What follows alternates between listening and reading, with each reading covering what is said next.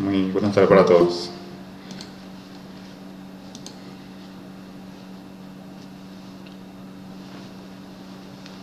Vamos a continuar con la unidad 2, la parte final, la parte de cultura, que también recordamos que todo lo que el ser humano crea, o esa transformación que hacemos de la naturaleza, lo convertimos en cultura. Entonces esa es la base también, que para entender y diferenciar dónde tiene la frontera también la naturaleza. Donde interviene el ser humano, entonces ya se llama cultura. Y hoy vamos a ver algunos conceptos así relacionados con la palabra cultura. En la primera parte tenemos los tres conceptos: universal, generalidad y particularidad. También hay que entender que en cada concepto es como ya tenemos lo que puede ser su significado.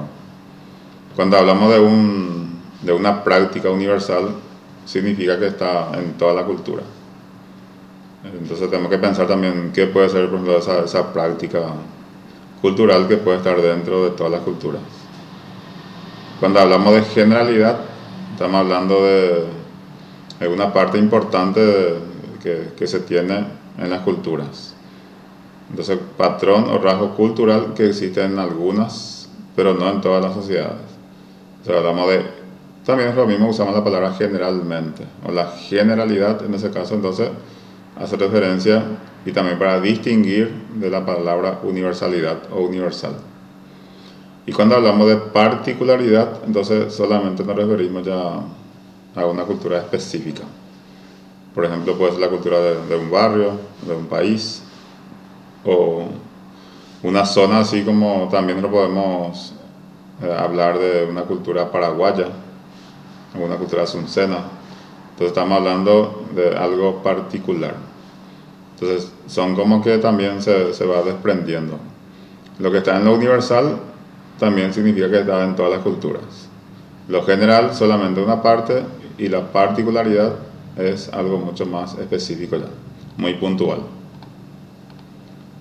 Entonces dentro de lo que nosotros conocemos como diversidad humana, y también factores muy importantes como la parte del tiempo y el espacio, o espacio-tiempo, siempre también los modelos, así en cuanto a la práctica, van a ir sufriendo variaciones.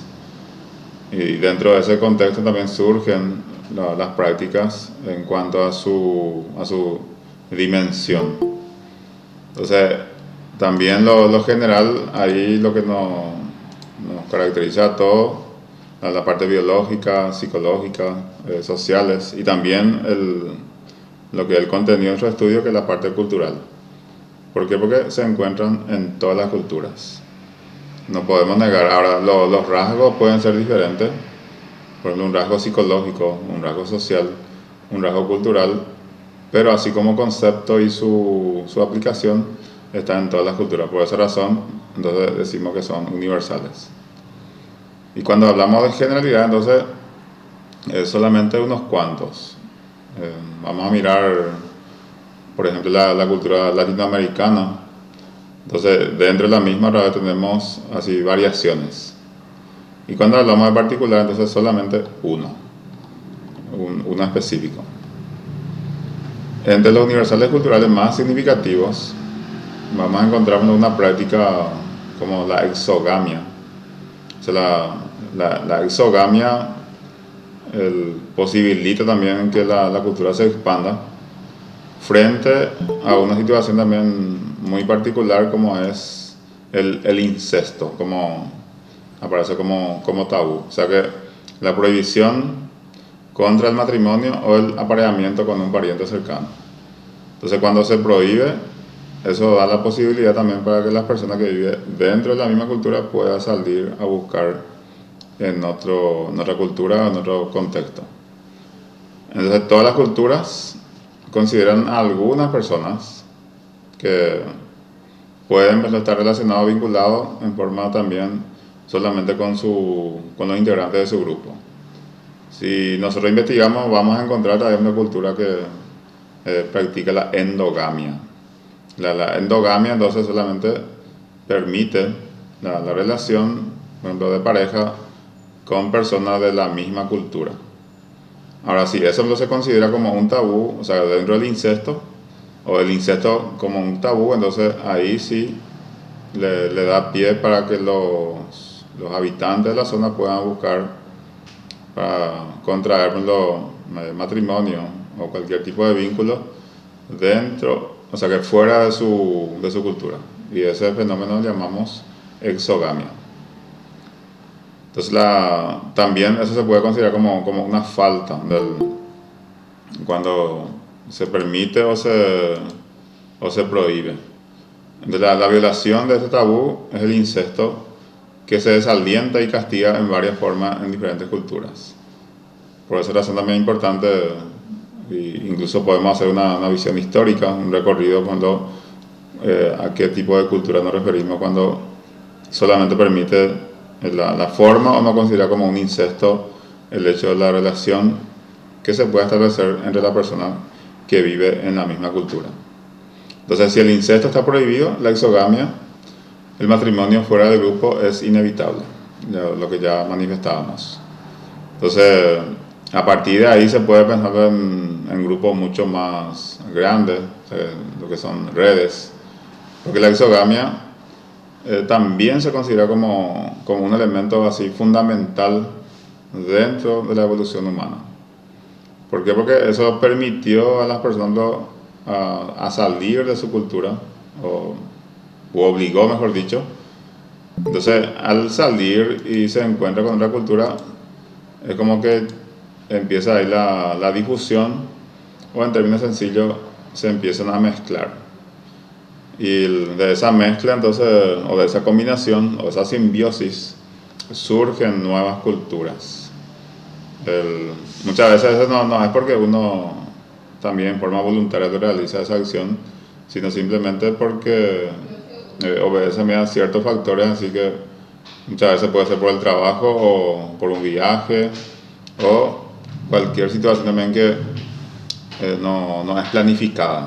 Entonces al salir, por ejemplo, de su cultura, no es que uno dice, bueno, voy a hacer esto.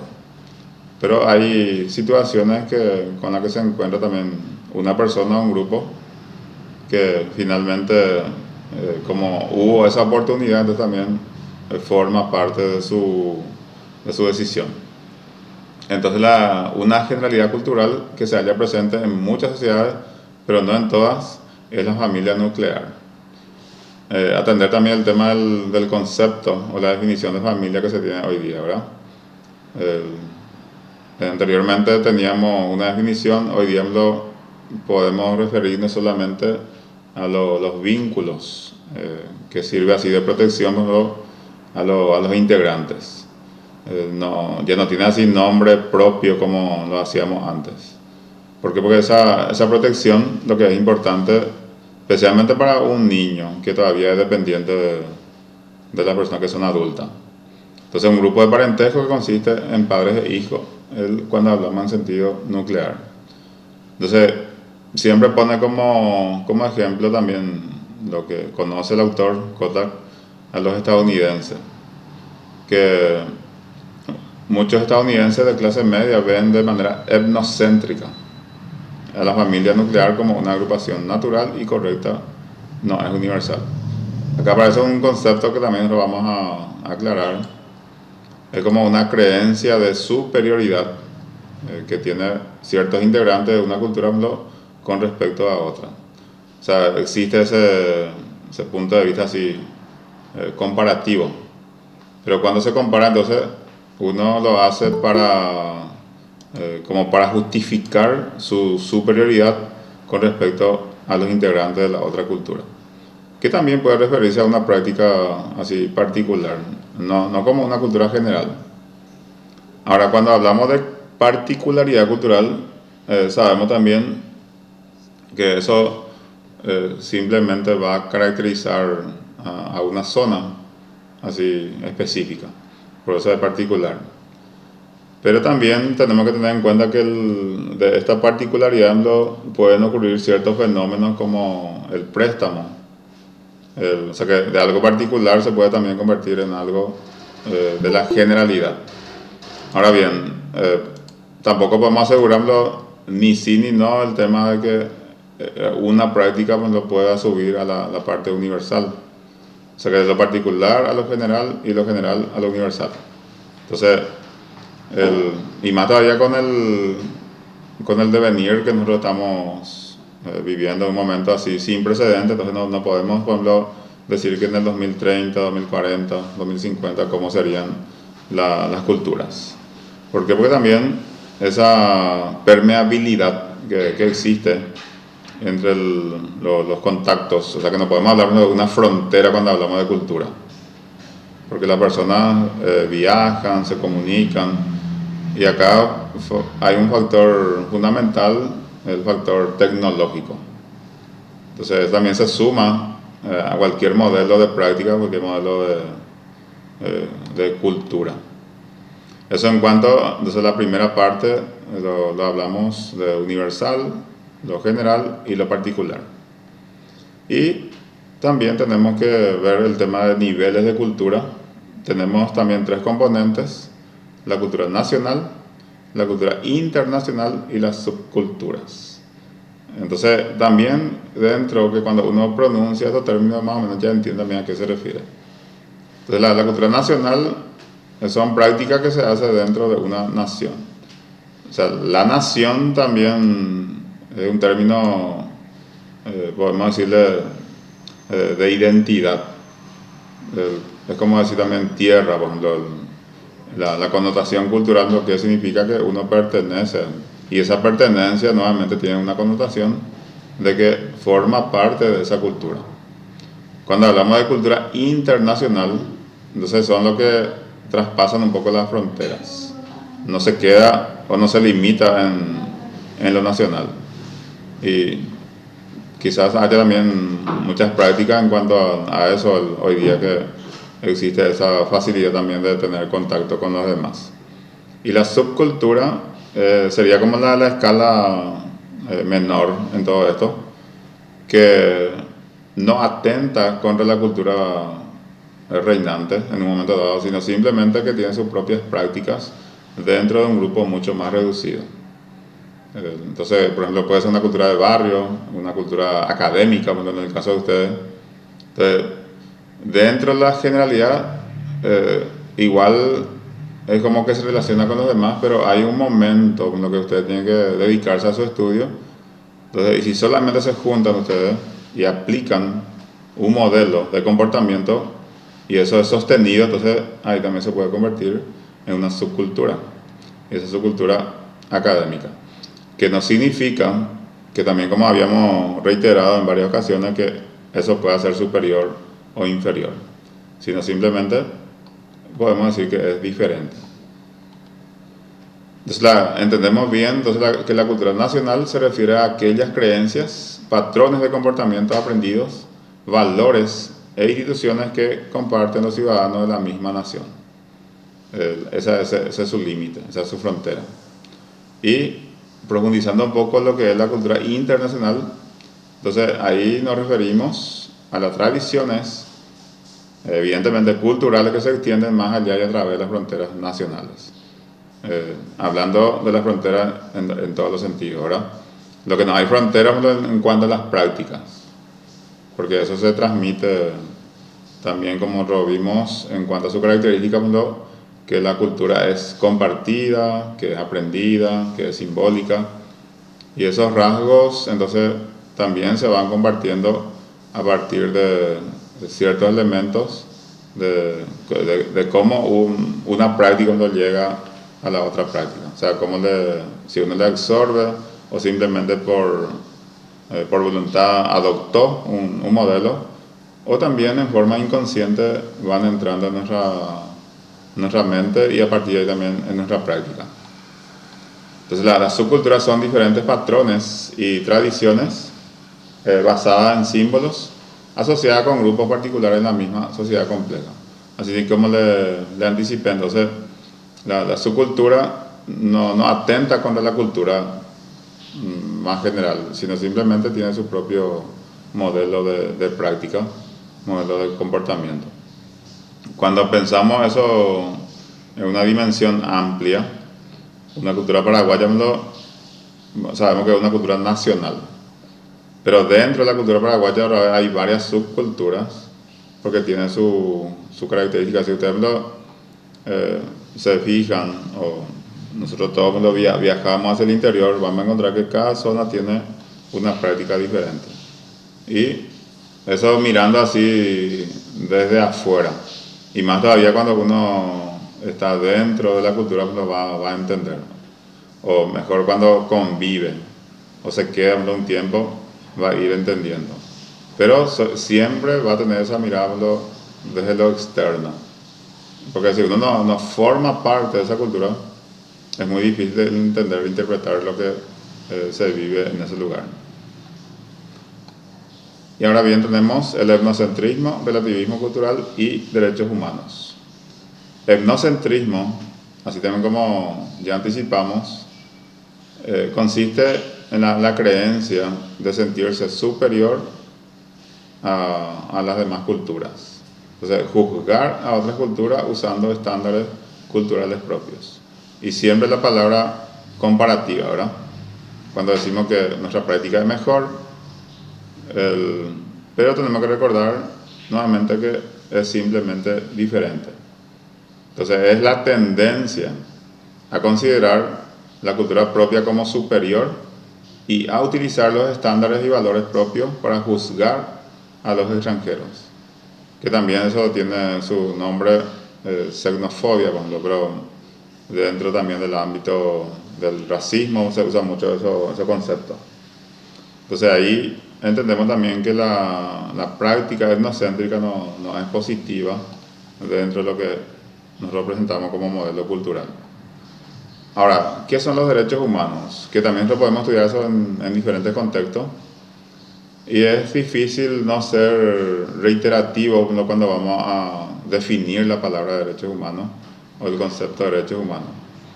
Porque son los derechos que nos corresponden a todos por el solo hecho de ser humano, de ser tal, ¿verdad? Entonces, esa dignidad es lo que nos corresponde simplemente porque somos humanos. No hay otra condición. O sea que el hecho que nosotros seamos, ya contamos con esos derechos que son de carácter universal. Y eso trasciende todas las cuestiones así particulares o todas las generalidades o todo lo que uno pueda pensar dentro de lo nacional. No tiene un nombre así equivalente, que tampoco podemos decir que es internacional, porque es una cuestión universal. Que en el ámbito así político puede ser diferente, pero nosotros dentro de lo que corresponde a la categoría humana, entonces desde la antropología cultural podemos decir que todos tienen que gozar de lo mismo cuando hablamos de derechos humanos. Relativismo cultural se puede decir como una idea así contraria, o por lo menos trata de igualar el parecer de las diferentes culturas. ¿Por qué? Porque a cada cultura se lo califica a partir de la práctica de sus propios valores. Entonces, eso permite comprender que cada cultura tiene un elemento valioso por lo que puede ser evaluado, pero no desde un punto de vista así comparativo, sino simplemente que vamos a encontrarlo dentro de cada práctica lo que sí amerita para que una persona lo pueda sentirse bien u orgullosa de lo que está haciendo dentro de la misma. En ningún sentido el relativismo cultural va a permitir que hagamos comparaciones, sino simplemente ver lo que en cada práctica hay un valor, y eso se justifica a partir de esa práctica. Cuando hablamos de derechos culturales, son así derechos concedidos a minorías religiosas, étnicas y sociedades indígenas.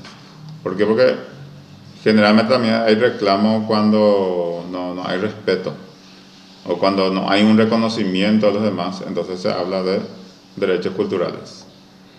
Pero también acá podemos pensarlo en un planteamiento que vamos a compartir enseguida. Pero primeramente, entonces, la idea de los derechos humanos invoca un reino de justicia y moralidad, que ya sabemos eso que trasciende y no tiene frontera, sino traspasa todo. Hay una cultura así de hermandad en ese sentido. No hay religión, no hay cultura que tenga un nombre y apellido, sino simplemente somos humanos. Entonces, por lo general se refieren a las garantías que tienen las personas por el solo hecho de serlo, así como decíamos. E incluyen el derecho a hablar con libertad, a manifestar creencias religiosas sin persecución, a no ser asesinado, lastimado, esclavizado o encarcelado sin cargo, entre otros. O sea que eso no tiene que ser como una carga para ningún ser en el momento también que tenga esa decisión para practicar. Entonces, esto no son leyes ordinarias que aplican los gobiernos, sino algo que uno lleva en sí, no hace falta escribir, aunque también existen los derechos universales en ese caso, e incluso se llaman artículos.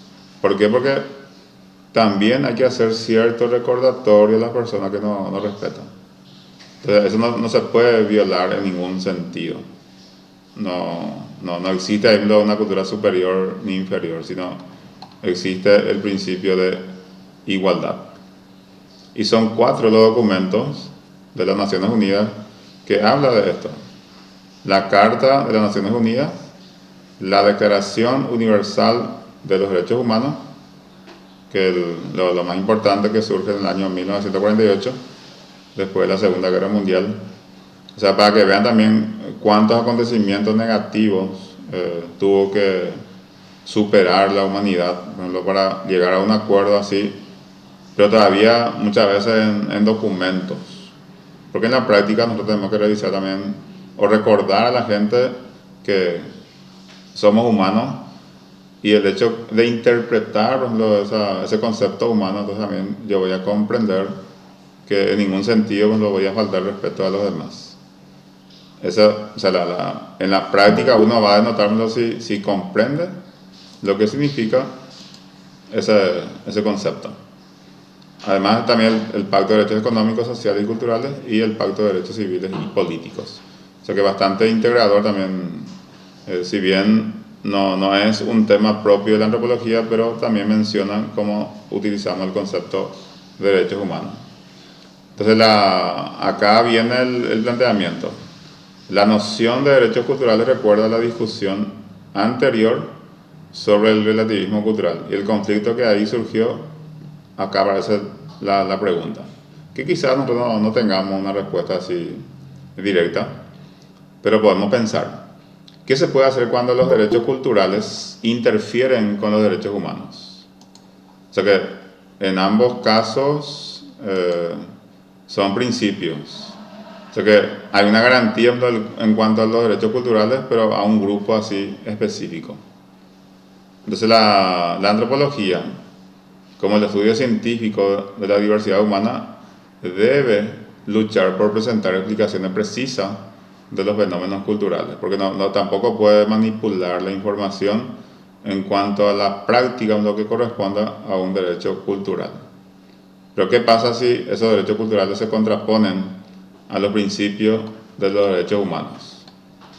Entonces, la mayoría de los etnógrafos tratan de ser objetivos, precisos y sensibles al indagar sobre otras culturas, porque también ahí aparece o existe la posibilidad de que aparezcan los sesgos. ¿Qué son los sesgos? Y son situaciones que al investigador muchas veces no le permite expresarse de manera libre y objetiva. ¿Por qué? Porque influye su formación, influye su religión, influye la forma en que culturalmente se lo ha criado. Entonces, eso puede ser una dificultad en el momento de presentar un trabajo como corresponde dentro de cualquier área de las ciencias sociales o la antropología cultural misma, en nuestro caso. Entonces, esa objetividad, la sensibilidad y una perspectiva transcultural no implican que los antropólogos deban ignorar los estándares internacionales de justicia y moralidad. Siempre, entonces, por encima también de todos sus sesgos, su parecer, tiene que estar el hecho de brindar una información no distorsionada. Entonces los antropólogos no tienen que aprobar costumbres como el infanticidio. Fíjense que el infanticidio puede ser una práctica de los derechos culturales. O sea que como desde afuera uno como ve que se practica dentro de la misma, entonces está como un derecho cultural. Pero ahí uno puede ya empezar a responder si no atenta contra los derechos humanos. El canibalismo, la tortura, por ejemplo. Entonces, todo también representan así muchas veces motivaciones de un grupo y le dan forma, le dan una tradición, por ejemplo, dentro de donde uno cree también y que se preserva. Y no es una cuestión muy extraña, ni siquiera es una cuestión de que ha desaparecido completamente. Si uno investiga va a encontrar todavía ciertos vestigios, rastros de este tipo de práctica. Entonces cada antropólogo posee opciones acerca de dónde realizará su trabajo de campo. Si tiene esa opción, por ejemplo, un antropólogo puede decidir no hacer un estudio de campo en un contexto específico porque no está de acuerdo con la práctica de ese lugar. Ahora, cuando es una imposición corresponde a una escuela, entonces sí tiene que hacerlo del mismo modo, pero no va a rendir así como lo haría una persona que sí está de acuerdo con los principios o que no le molesta tanto. Entonces, cuando se enfrenta con tal comportamiento, cada antropólogo debe realizar un juicio acerca de cómo actuar ante el mismo, si es que resulta posible hacer algo. Y nos plantea nuevamente la pregunta: ¿qué opina usted? O sea, ¿qué nosotros opinamos? ¿Qué criterio tenemos respecto a esto que también nos plantea Kotak en su libro? Eso en cuanto a especialmente esa confrontación que puede haber entre derechos culturales y derechos humanos. Ahora bien, los mecanismos de cambio cultural, porque también tenemos que recordar que las culturas cambian. Hay ciertos elementos que sí permanecen, pero la mayor parte cambian. Y solamente hay que hacer una mirada retrospectiva, una mirada histórica. Y si uno compara los años 2000 con el año 2022, vamos a encontrar que muchas prácticas han tenido variación. Y más todavía cuando nos vamos un poquito más hacia allá. ¿Por qué? También porque el contexto en que uno crece, en que uno se forma, muchas veces no es nada, no porque uno no quiere cambiar, porque quiere cambiar, sino también aparece como una obligación. O frente a una crisis, cómo uno resuelve esa crisis y cuando la supera, cómo se queda. Entonces, ¿por qué y cómo cambian las culturas? Y ahí vamos a encontrar algunos elementos como la difusión, que también se puede decir préstamo de rasgos así culturales. Que eso se puede aparecer como un intercambio consciente, o simplemente uno que vivió en un lugar por mucho tiempo lo puede hacer sin darse cuenta. Pero cuando es positivo, al menos eso no se observa. Pero cuando es negativo, es negativo en el sentido con lo que ha perdido su práctica. Y la sumatoria de esa práctica resulta en que la identidad, por ejemplo, también está en crisis o está en juego. Entonces, siempre entre vecinos va a haber un elemento que sí agrada al otro y lo va a ir tomando como una práctica. Y si lo toma completamente, entonces también corre el riesgo de que una de las culturas pueda desaparecer. No las personas, sino las prácticas. La difusión, acá hay dos modelos que tenemos que entender, que la difusión puede ser directa como también puede ser forzada. Es directa cuando dos culturas comercian, se casan o hacen la guerra entre ellas, que también igual influye una guerra, porque el hecho de tomar prisioneros y someterlo a las personas o someterle a la persona, entonces también eso al final van a absorber un modelo de práctica. ¿Y cuándo la difusión resulta forzada? Cuando una cultura subyuga a otra e impone su costumbre al grupo que domina, especialmente en la época de la colonización.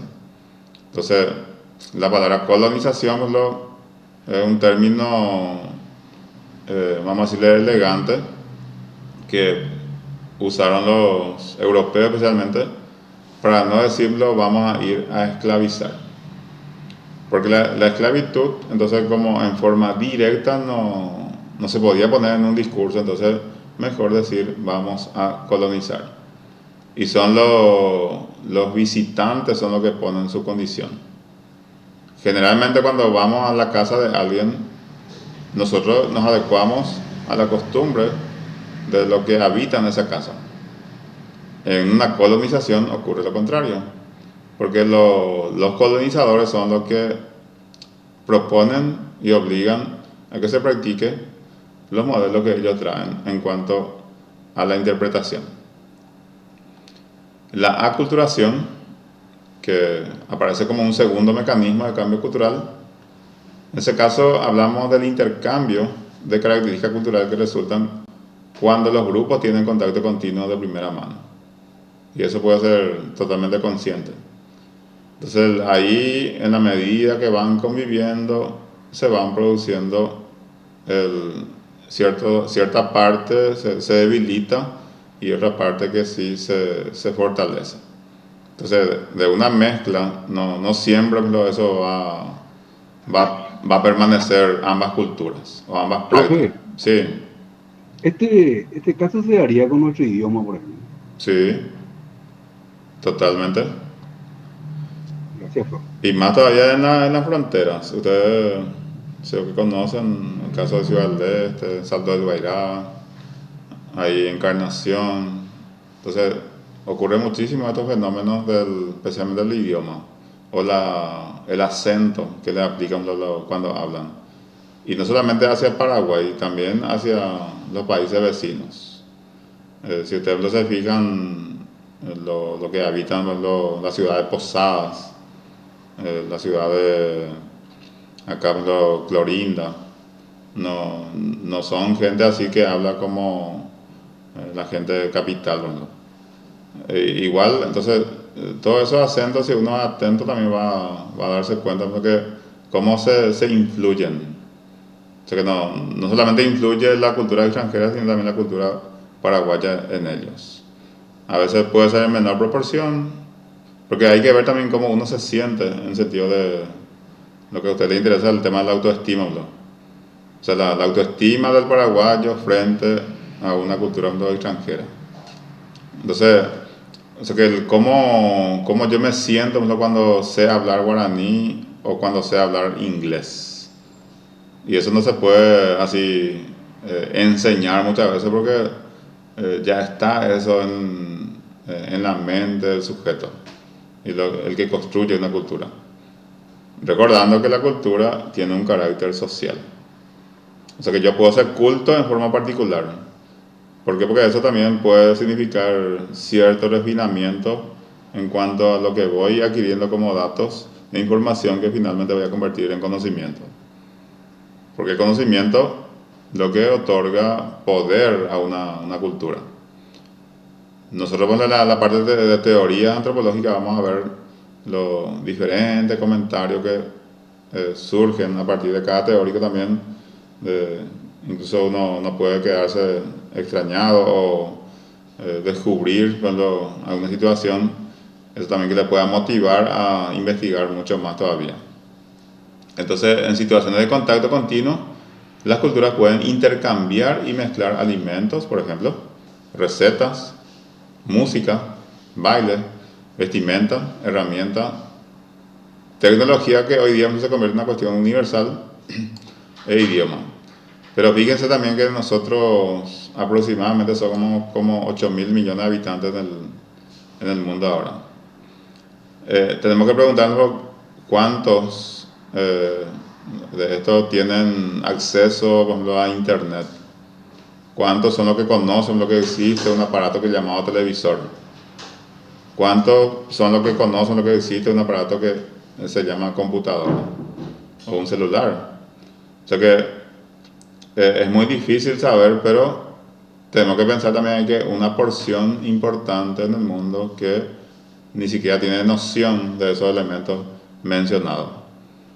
Del mismo modo vive dentro de un espacio y ese espacio tiene su propia costumbre, su propia práctica y no deja de ser cultura. No deja de ser importante. ¿Por qué? Porque el hecho de sobrellevar una situación o el hecho de satisfacer ciertas necesidades o superar una crisis forma parte de un proceso así normal de una cultura. Ahora, cuando aparecen los otros, porque como dicen los antropólogos, en la alteridad, entonces uno también se da cuenta quién es. O en presencia del otro, yo me doy cuenta que también tengo identidad. Pero no solamente así, por estos motivos también puede surgir el tema del cambio cultural. Hay también una parte original que se llama invención independiente. Eso, la no copia. O sea que surge en la misma cultura ciertos elementos creativos o como para superar una crisis, como dijimos, y eso también se transforma en un modelo así de práctica que finalmente podemos llamarle cultura. Y sin negar la vigencia de la globalización, que tampoco podemos hablar de frontera cuando mencionamos esa palabra. Y le incluye a la difusión, a la culturación y otros elementos también que finalmente podemos decir que son rasgos que están en todas las culturas. O una cultura así con lo que se maneja mediante las tecnologías mismas. La difusión, la migración y el colonialismo han llevado rasgos y patrones culturales a diferentes áreas del mundo. Eso también ya manejamos. Y los mecanismos de cambio cultural incluyen la difusión, la aculturación y la invención independiente. Son tres elementos que también hemos hecho las descripciones. Mientras que la globalización describe una serie de procesos que promueven el cambio en un mundo en que las naciones y las personas se encuentran entrelazadas y son mutuamente dependientes. Pero ¿quién propone el modelo? Lo que nosotros podemos pensar también desde la antropología cultural. Porque incluso te puede enseñar qué te puede hacer sentir bien cuando formas parte de un proceso de globalización. Pensemos en las marcas, bueno, la marca de cualquier tipo de producto. Entonces, ¿quién propone? Para no decir quién impone. Entonces, no son de la cultura así económicamente desfavorecido. Y finalmente, uno puede incluso estar convencido que se siente bien con el hecho de poder adquirir, por ejemplo, un producto que le ofrece el que hace esa demarcación dentro del proceso de la globalización. O sea que son procesos que nosotros tenemos que, desde la antropología cultural o desde las ciencias sociales, nos tienen que permitir pensar. Y por último tenemos los enfoques de investigación o de interpretación de los elementos culturales. Entonces, el enfoque EMIC y enfoque ético de la cultura, que también eso vamos a encontrar en Marvin Harris, que también está en la plataforma del libro de antropología cultural. Entonces, antes de intentar también entender, tenemos que partir de que siempre va a haber dos visiones cuando una cultura se hace un estudio. Porque ellos hacen su entrevista a una persona que vive dentro de la cultura, pero también aportan con la forma de ver a esa cultura. Ahora, ¿a qué responde el enfoque ético? El enfoque ético es la perspectiva científica, o sea, la forma que el investigador ve a la cultura en cuanto a su práctica. Y el enfoque EMIC es la perspectiva local, es la perspectiva del investigado. O sea, cómo yo explico mis prácticas culturales desde el enfoque EMIC. Y el enfoque ético, cómo el investigador explica mis prácticas culturales. Y llega un punto que se puede hacer la comparación. si hay demasiada diferencia entre el enfoque EMIC y el enfoque ético, entonces se tiene que replantear algunos aspectos. Como para también para que eso nos permita llegarlo a un punto objetivo en cuanto al diseño o en cuanto a la práctica que se tiene dentro de la cultura. Entonces, reiterando que el enfoque EMIC es la perspectiva local, cómo yo veo mi propia cultura, cómo yo califico mis propias prácticas, y el enfoque ético, esa observación externa, que también muchas veces eso va a ser, por ejemplo, un observador participante, pero mira la práctica y empieza a escribir y empieza a calificar. Entonces, eso es lo que muchas veces es difícil de sobrellevar también una situación para que eso pueda coincidir. Entonces, al llevar a cabo una investigación en el modo EMIC, los etnógrafos intentan adquirir un conocimiento de las categorías y reglas necesarias para pensar y actuar como un nativo. ¿Será posible que un investigador pueda pensar como un nativo? Sería la consulta. Como también sería posible que un nativo pueda pensar como un científico o como alguien que tiene la intención de conocer en lo más profundo las prácticas culturales que le afectan a un grupo específico. Entonces esa es o sea que estos son los conceptos que nosotros hoy, y con eso completamos nuestra unidad número 2. La referencia que son 2 también. Y si hay cualquier acotación o consulta, entonces lo pueden hacer sin problema. Profe, Sí, pero el solo hecho de que el científico esté analizando la cultura ya, ya significa que esté pensando en forma diferente a la cultura a la cual está estudiando. sí, Justamente porque ve esa diferencia, él está analizando. claro. Pero la esencia siempre va a ser única. O sea, la realidad es única. Ahora, cómo se interpreta desde adentro y desde afuera, pues no es lo que puede ser que esté en observación. Hay que hacer coincidir pues, la perspectiva local con la perspectiva del investigador. Porque el investigador tiene método propio cuando para hacer su trabajo, y el que está dentro de la cultura no en ningún momento tuvo la intención de saber o justificar una práctica eh, que se hace dentro de la misma cultura. Pero cuando se ve en esa necesidad, no sabemos si le va a dar el mismo enfoque, como lo haríamos con un enfoque ético, en cuanto al etnógrafo o en cuanto al investigador. Es un desafío.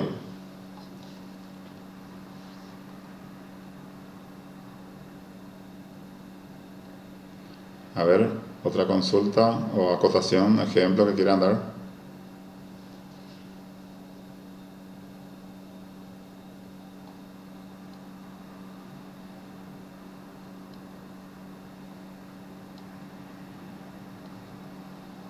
Bien, entonces con esto nosotros cerramos la unidad número 2, y hasta esta parte también va a formar parte de la prueba parcial 1, el próximo 21.